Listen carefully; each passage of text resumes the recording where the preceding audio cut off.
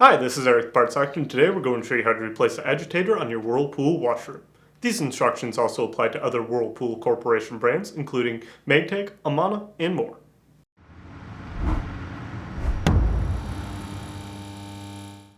If you need to purchase a new agitator for your Whirlpool washer, you can check out our website, partsfactor.com, where we sell parts for all major appliance brands. The agitator is responsible for moving back and forth and rubbing against clothes to break apart stains and help remove dirt from clothes.